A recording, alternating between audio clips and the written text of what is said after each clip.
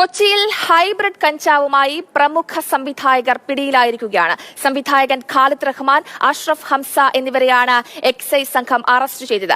സംവിധായകനും ഛായാഗ്രാഹകനുമായ സമീർ താഹിറിന്റെ ഫ്ളാറ്റിൽ നിന്നാണ് ഇരുവരും പിടിയിലായത്. ഇടനിലക്കാരിൽ നിന്ന് കഞ്ചാവ് വാങ്ങിയ ഷാലിഖ് മുഹമ്മദും സംവിധായകർക്കൊപ്പം പിടിയിലായിട്ടുണ്ട്.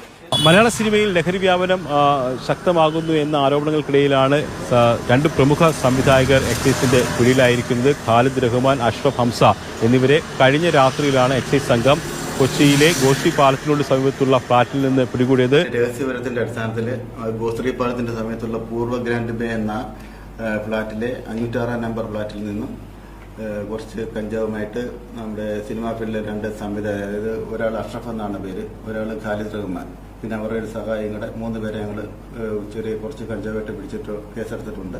ഇത് എവിടുന്ന കിട്ടിയതിനെ സംബന്ധിച്ച് കൂടുതൽ അന്വേഷണം നടത്തേണ്ടതുണ്ട്. അപ്പോൾ ഇവർക്കിപ്പോൾ തൽക്കാലം സ്റ്റേഷൻ ജാമ്യം കൊടുത്ത് വിടേണ്ട കേസാണ്. അതിപ്പോൾ അവർ മെഡിക്കൽ വൈദ്യപരിശോധനയ്ക്ക് ശേഷം ജാമ്യത്തിൽ